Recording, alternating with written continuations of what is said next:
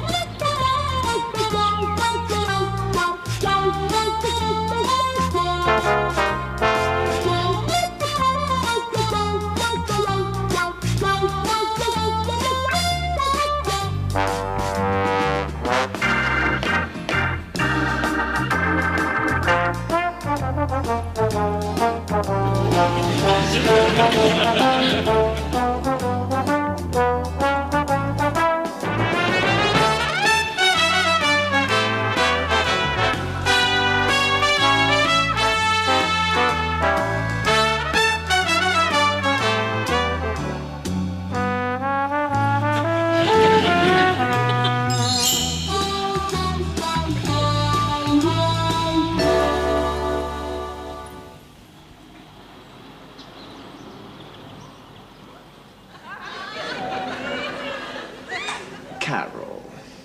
Look, Carol, you've got to talk to me sometime. We're not living in a Trappist monastery.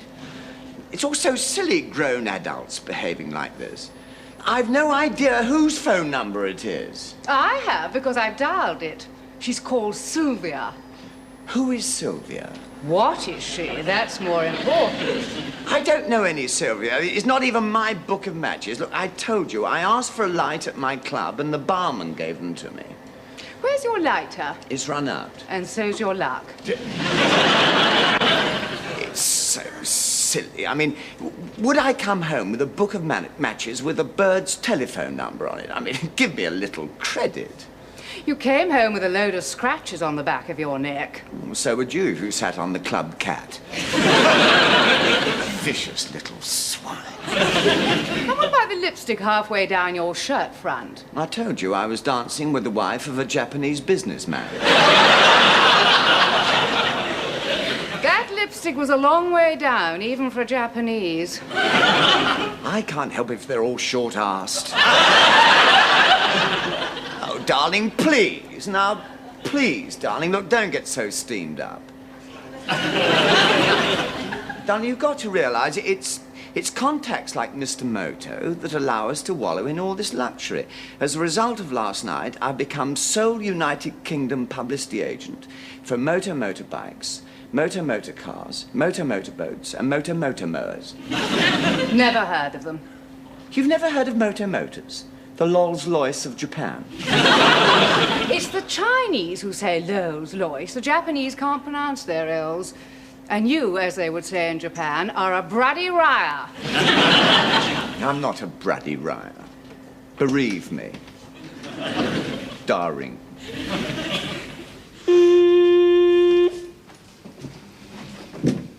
Oh, you are incredible, darling. Your figure is as perfect now as the day we were married. No, really, darling, you ought to be on those television adverts, you know. How old is Carol Newhouse? 22? 23? No, she has a son of 14 and a half. And a husband of 8 and a half.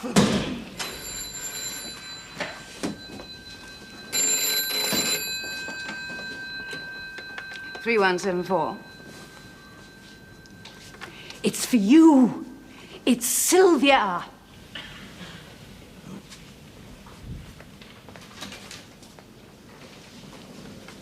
Hello, yeah? Hello, speaking, yeah? Dr. Spratforth. Oh, very funny. It's old Spratty, Roger's headmaster. Oh, hello, Doctor. And what a very pleasant surprise. Oh, it isn't. Oh. Oh, dear. What's wrong? I see. Yeah. Well, what's happened? Roger, is he all right? Can you tell me what the trouble is? Well, surely you can give me some idea. It's as bad as that, is it? Well, that's a bit drastic.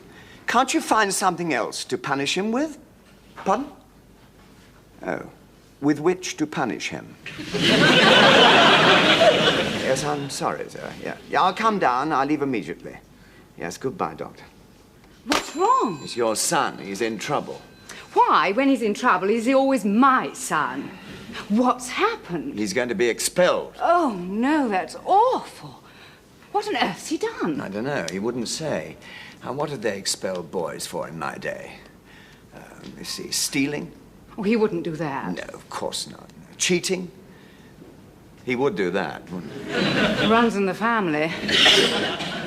Don't start that again. This is serious, darling. Stealing and cheating and... Well, of course, that's it, of course. What? He's been at it. Not Roger. I knew we shouldn't have sent him to a public school. No. Not that sort of at it. No, the straightforward at it, you know. Girls. Surely not. He's only 14. What do you mean he's only 14? I was at it at 14. You were at it as soon as they took your nappies off. That's what my son has been doing. He's been caught having a nibble. Well. The dirty little devil. You seem proud of him. It's not an achievement, you know. You don't get A-levels for it. Well, it's about time you did. Well, if he is expelled, where are we going to send him? You had a hard enough time getting him into Winthrop. Only because you were expelled from there yourself. Well, that's different. I was older than he is. And the war was on, and it wasn't my fault. I was seduced by a land army girl. Yeah, they ploughed up the cricket pitch, you see, to grow vegetables, and I was caught in flagranti amongst the Brussels sprouts. I didn't know what she was doing, you know. I thought she was digging for victory. My God, what chance does the boy stand? It's in the blood. He's going to be just like you. He could do worse. He could do a lot worse. When you consider some of his other family background. And what do you mean by that? Nothing, darling, nothing. When is the government inquiry into your brother's firm? Basil is perfectly prepared to come back to England and answer all the charges. Yeah, of course he is. He and Martin Bormann. How much was it for, darling? £3.5 million? The Basil Edgley Folkestone Plan, an offshore international fund for retirement. 500,000 investors. Basil was the first one to retire. Don't make me laugh. You know, you sooner have a crook in the family than a straightforward, honest-to-God rumpo man. I'll go down and I'll chat up old Spratty, man to man. I'll throw myself on his mercy. And I'll clap Roger round the euro. That should sort everything out. I think I'll come down with you. No, you better not go near the headmaster. You know what happened last time you went down there? You suggested that he put his life savings into your brother's retirement plan. Now, look, you leave everything to me. I'll smooth the whole thing over. Now, where's my old school tie?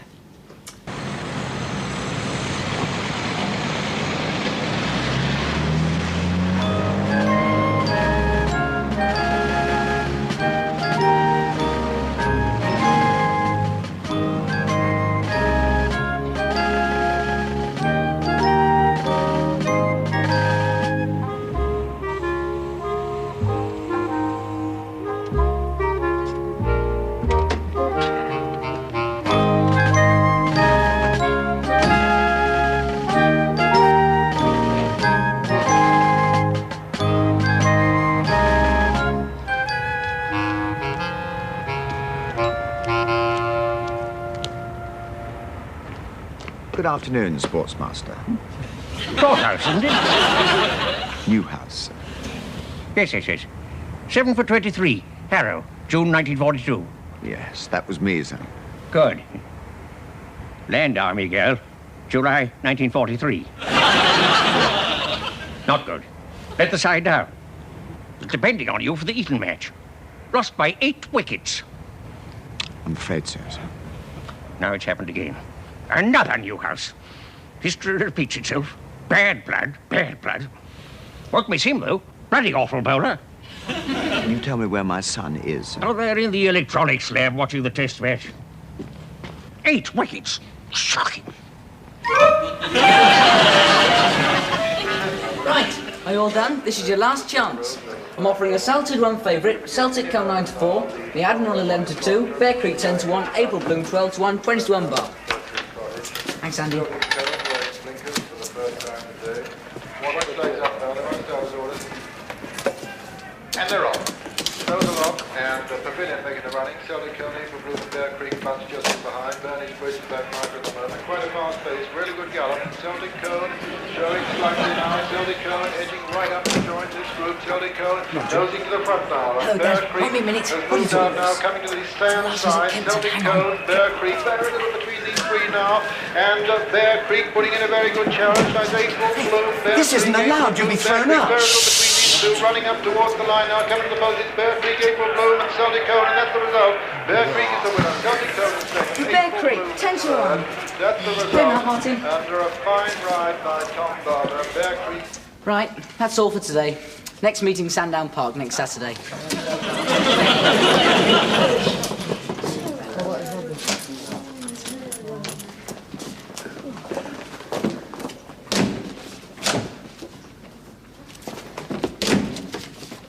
Same time next week. Hello, Dad. Nice to see you. Yeah. Sit down. Fancy a drink? Yeah. 15 quid. That's not bad, is it? Mind you, I caught a cold with Chepstow last week. Gambling? Look, I could have been anyone coming in here. I could have been the headmaster. No, we knew it was you.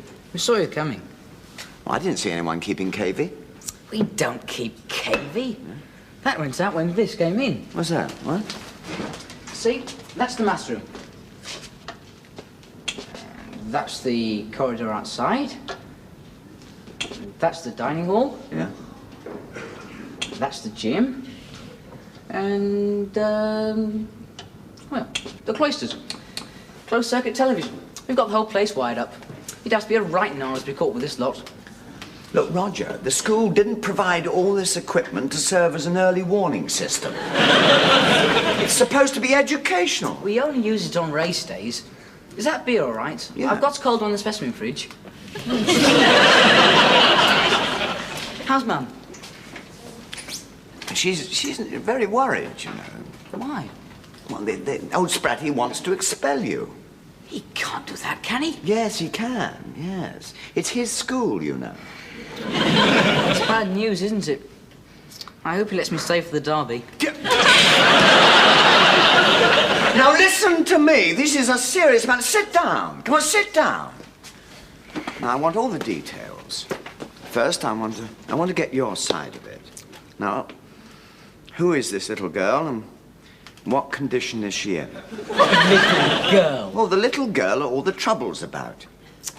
Oh, you mean droopy drawers? Do I? Yes, the maths mistress. Oh, no, not the mass. She's not a little girl. She's ancient. She must be... Oh, she's got to be 25. 25? That is not ancient. It is to me. Yeah, I keep forgetting you're only 14 and a half. I don't look at anything over 18. Well, except the barmaid down the White Hart. You don't go in the White Hart, do you? Yes, sometimes. What's it like there these days? Spoils it. It's not what it used to be. You can't get anything out of the wood now. No? Oh, it's a pity. It's all keg, like this rubbish. Really? Mind you, they do quite a good little red burgundy by the glass. Really? Well, that's new, you know. In my day, I didn't come down here to discuss the merits of the local boozer. Now, look, I want to know exactly Can I tell her? Yeah, well, thank you very much. Now, look, Roger, Thank you very much. Now, look, Roger, I want to know exactly what... Look, you're not supposed to be smoking either. Oh, turn it in, Dad. They cost money, they do. Look, you are 14 and a half. You shouldn't be smoking and drinking and going with girls. You did. That is not the point. Everybody knows about you in the Land Army, girl. You're famous. Am I really? Well, it's got nothing to do with it. I mean, I was older than you. I haven't done anything yet. I mean, it's so disgraceful, a young boy like you. Haven't you? No, I'm a virgin. Well, what about droopy drawers? Dad, I told you, she's 25. Look, Bridget Bardot is 40. You should be so lucky. All right. If you haven't had it, if you haven't... If you haven't knocked it, if you haven't done anything, then what did you do? I took some photographs of her. Is that all? Yes. Well, then what's all the fuss about then? I don't know. What sort of photographs were they? Indecent, Newhouse. Sheer unadulterated indecency. Oh, surely not, sir. And your son, not only content with perpetrating this outrage, was caught selling them round the school at 40 pence apiece, or 3 postcards for £1. Well, it seems perfectly reasonable. It's disgraceful, sir. May I see them? You certainly may not. Well, how can I judge the seriousness of the complaint, sir? Are you doubting my word, Newhouse? Of course not, sir. I deemed them to be indecent. That should be sufficient for you. But people's idea of what is and what is not indecent differ, sir. And if you won't show them to me, well, perhaps you could describe them. Well, after all, sir, my son's future is at stake. Very well. Sit down, Newhouse. Thank you very much. I am informed that they were taken with a telephoto lens, 500th of a second at f4, and depict Miss Dropmore emerging from the private lake in the wood adjoining the Ashley Park estate without benefit of bathing apparel. Stalkers. Precisely. And my son admitted taking them? No. His defense is that he was already in the woods on an ornithological expedition to photograph tits. I judged this to be insolent and thrashed him accordingly. Well, it seems perfectly innocent to me, sir. I mean, put yourself in his position. A young lad of 14, in the woods, with a high-powered camera to photograph tits. Then suddenly he sees his maths mistress. His maths mistress there, coming out of the lake, emerging in the nude. And his shutter is cocked. What would you have done, sir? The situation doesn't arise. When I was 14, we didn't have long-distance lenses. Besides which, she would have had to have stood still for 20 minutes. Couldn't you have had a flash? No, I suppose not. Now, look here, Spratty. Dr. Spratforth. That sort of photograph can be seen any day of the week in the newspapers. Not of Miss Dropmore, it can't. And certainly not in the Times. The affair has caused her great embarrassment. She made a formal complaint, and I cannot ignore it. Supposing I persuade her to drop the complaint? Well, in that case, I might be persuaded to reconsider. I'd like to talk to her, sir. Miss Dropmore, the headmaster speaking. I have Newhouse here. No, Newhouse Major. He wishes to speak with you about the incident. Would it distress you? Oh, thank you. She's coming down. Thank you, sir. We'll soon sort this out. Fill me in with a few details. Miss Dropmore, is she married? Well, if she were married, she'd be called Mrs. Dropmore, surely. Is she engaged? No. Courting? Not to my knowledge. This is her first appointment at a boys' school? It is? Yes, I thought so. What are you getting at, Newhouse? Well, I was merely going to suggest, sir, that therein lies the problem. A spinster, probably frustrated, unused to male company, surrounded by young, healthy teenagers. Not, prepared to understand the strains and the stresses that they all undergo, sir. Not like Matron 30 years ago. Oh, what an understanding woman she was. Oh, dear, oh, dear. Yeah, she helped many a young lad through a very difficult period.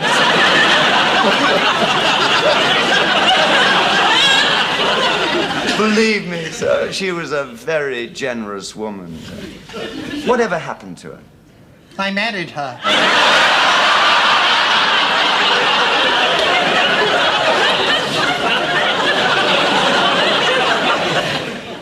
Miss Dropmore is taking her time, sir. Come. Oh, Miss Dropmore, Mr. Newhouse. Hello, Mr. Newhouse. Hello. Mr. Newhouse has some unlikely theories as to why you objected to being photographed by his son, but I will leave him to explain it to you. If you need any help, you'll find me outside in the strawberry beds. Well then, Mr. Newhouse, what are these theories you have about me? I've just dropped them all. I'd no idea you were so attractive. Oh, come now, Mr. Newhouse. Boys in the third form could do better than that. No, I mean it. Well, that's very nice. But I warn you, I will not be flattered into dropping any charges against your son. You're quite right. What he did was a humiliating invasion of privacy and must be punished. I quite agree. He is quite old enough to know the difference between right and wrong. Yes. I am old-fashioned enough to believe in principles and standards of behavior. You are so right. Without those standards, civilization will collapse. Yes, of course it will. I do not believe in the permissive society. I never have done, and I never will. How encouraging to hear you say that. I thought I was alone. I thought I was a voice in the wilderness. No, don't stop. No, please go on. This is like a revelation to me. Youth needs firm discipline. It needs guidance by example, by our example. Yes. How right you are. The pernicious influence of irresponsible sexuality is undermining the moral fiber of an entire generation. I know. It's so rare to get such perception in one so young. If only I'd been stronger with him. It's my fault. I've let him down. I don't know where I went wrong, you know. I've neglected him all his life. I was too concerned with my own career. It's my fault he's got wrong. Please, Mr. Newhouse. Thank you very much. I'm so sorry. Please forgive me. It hasn't been easy. I've done my best, but my wife, you know, his mother, she hasn't been much help. I mean, she cared, of course, in the beginning, but the drink, other men, you know, it hasn't been easy. Thank you very much. Thank you. Oh, I'm terribly sorry. Oh, it's not your fault. You see, I had no idea that Roger's background was so difficult. That's why I was so desperate for him to remain here in the sanctity of this beautiful old school, in the loving care of someone like you. If only... No, I mustn't even think about it. What? No, I have no right to ask, no. But then, he's worth saving, surely. Of course he is. Every boy is worth saving. Would such a task interest you? To take a young life, put it back on the right path. You and I could do it, couldn't we? Oh, yes. Yes, I'll help you. Thank you. God bless you, Miss Dropmore. Phyllis. Phyllis. I don't suppose for one moment you would consider it, but would you have dinner with me this evening? I feel in need of a little bit of company. And we have so much to discuss. Of course I will, Mr. Newhouse. Henry. Henry. Thank you. Oh, thank you.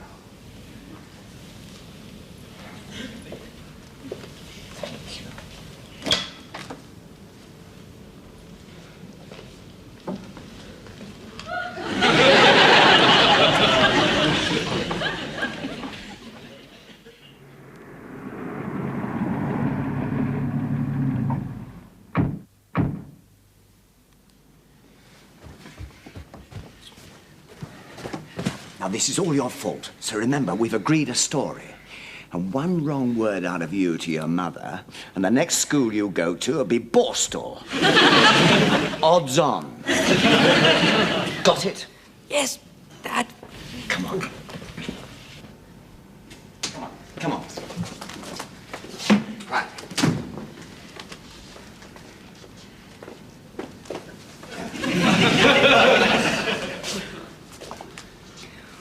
right, come on, let's have it. What happened? They expelled him. I know that. The headmaster phoned me. I want the details. How much did he tell you? You were found in the maths mistress's bedroom just after midnight. He was expelled, she was expelled, and you were expelled for the second time in 30 years.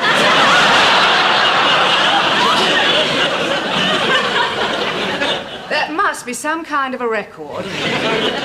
It sounds very bad, doesn't it? But there's a perfectly simple explanation. I'm sure there is. I can't wait to hear it. Well, you see, what happened was, darling, you're not going to believe this. I know I'm not, but I still want to hear it. Now, you go to bed. I don't mind your being exposed to the truth, but not your father's explanation. I know what happened. You see, that was on...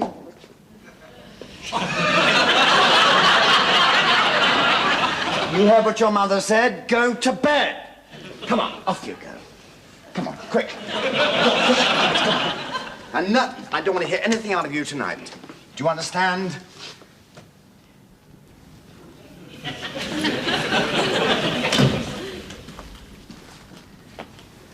Right. Now, the only thing I've been guilty of, darling, is trying to save your son from being expelled. He took some very naughty photographs of the maths mistress, and she was naturally very angry. So, of course, I had to try and talk her out of it.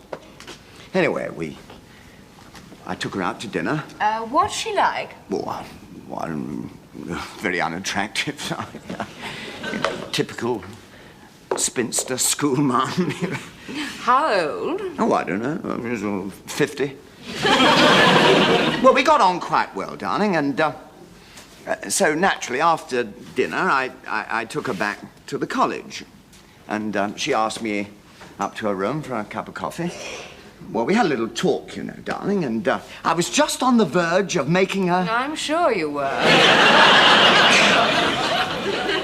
change her mind about Roger, when old Spatty suddenly burst in. He straight away, he took it for granted, you know, that we were at it. Flew into a rage, darling, and he just threw us all out. And that was all there was to it, a complete travesty of justice. And what made him burst in? That was your precious son. Spratforth caught him watching us on the closed-circuit television. And you weren't both sprawled out on the bed, naked and drunk. Naked and drunk? Naked? Oh, darling, I swear to you, it couldn't have been more harmless. I couldn't have been more bored, darling. Do you know what she was doing? You won't believe it now. Maths, darling. Maths. She was showing me the new ways they teach maths these days. I could hardly keep awake. Honestly, darling, it couldn't have been more innocent, really. Nothing improper happened the entire evening. And if you don't believe me, ask your son. In the morning, of course. I mean, he was there. He saw the whole thing. Naked and drunk. Darling, I didn't even take my tie off. All she was doing was maths, darling.